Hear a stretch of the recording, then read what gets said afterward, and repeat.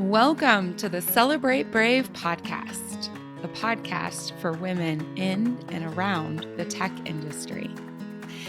Every week, we dive into the conversations, frameworks, and best practices to help you stress less, work less, and earn a lot more. My name is Nicole Steinbach, your host and the International Bravery Coach for Women in Tech. Let's go. Hello. Welcome to this episode. We're going to talk money this time. I've got a listener question, and we're going to talk salary and money and getting paid. So the listener question is a super simple one. Question: how do I find out if I'm underpaid? I love this question. All right. So there's a couple of ways that you need to take action here. Okay. Number one, if you think you're underpaid, you are. I have yet to talk to someone, male or female, who's like, I think I might be underpaid. And we dive into the details and they are not underpaid. So if you're already thinking, I might be underpaid, chances are pretty darn high that you are. Number two, but how do you find out? The first thing you can do is completely in your power, and you need nothing else but Google. So you go to Google and you put in inflation rates. It is 2022 as I'm recording this, and I have clients all over the world. And inflation is a global topic right now.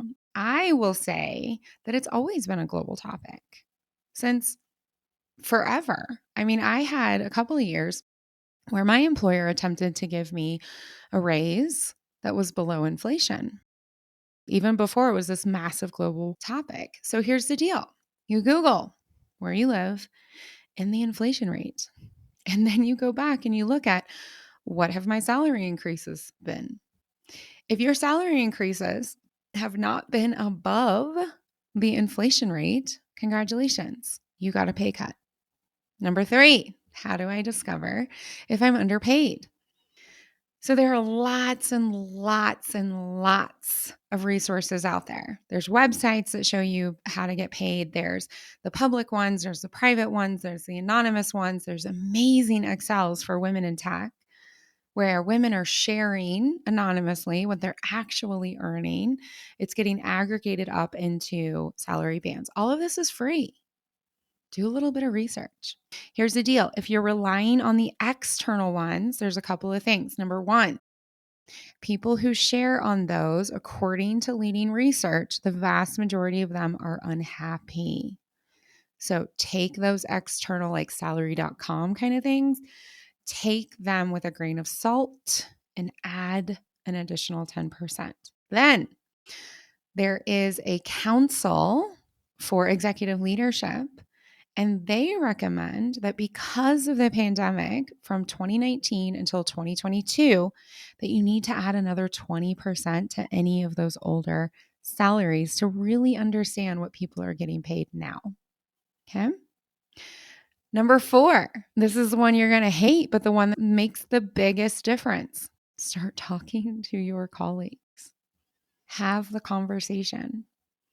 There are a few areas in the world where it is actually illegal. It's not permitted to share your salary with your direct colleague. Notice I just said the word direct.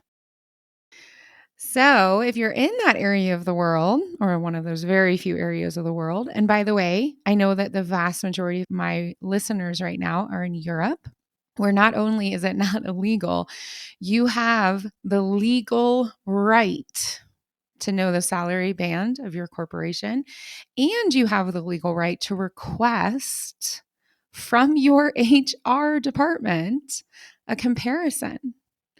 And in the United States, where the other mass of my listeners are currently located, Canada and the United States, sorry, Canada, I should have said North America, you also have the right. At will employment is at will employment. You get to talk about it.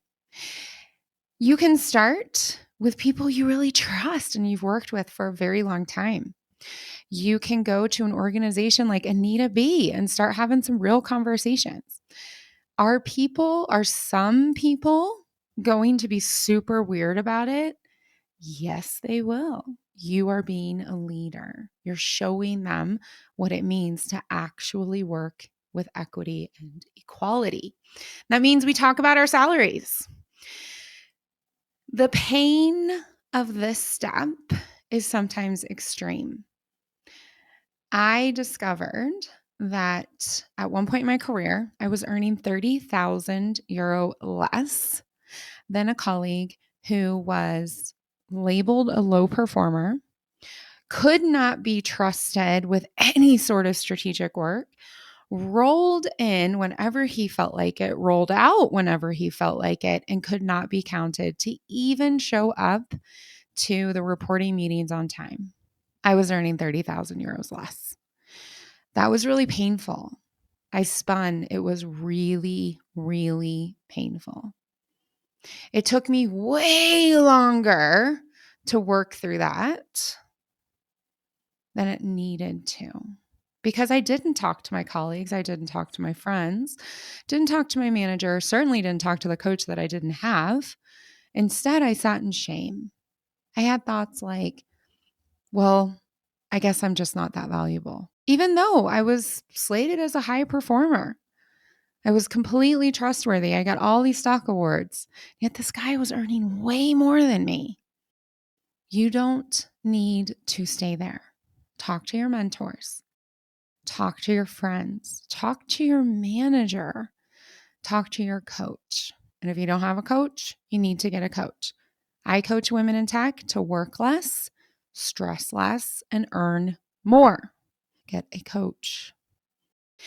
One of the most valuable ways to talk about salary is to ask whatever your dominant identity is. For most of my clients, the dominant identity is a straight white man.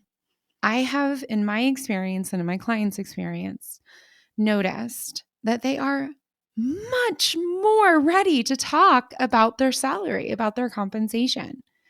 It's a status for them. They want to know. It's amazing to me how much men swap around very specific numbers. Keeps them motivated. They know what to ask for. So start with a straight white man if that's the dominant identity where you are. Ask them. Have that conversation. You know, straight white men have been my biggest allies and my biggest champions in getting paid what I deserve. All of them were significantly higher paid than I was until I got really good at negotiation. So that is the answer. How do I find out if I'm underpaid? I do have a podcast for negotiation framework. So if you're asking yourself this question, the answer is yes. You've got the steps to figure out how big you are in the gap of what you should be earning and what you actually are earning. And you can go listen to the podcast of how to do a negotiation. All right. Great question. Thank you for submitting it. Now, go get your money. Go get paid. Until next time, brave it up. Hey, before you go, our fellow women in tech really need these insights. So do them a favor, pop on over and leave a rating and a review on your favorite podcast platform. Help them find the Celebrate Brave podcast. All right, thanks a bunch. Until next time, brave it up.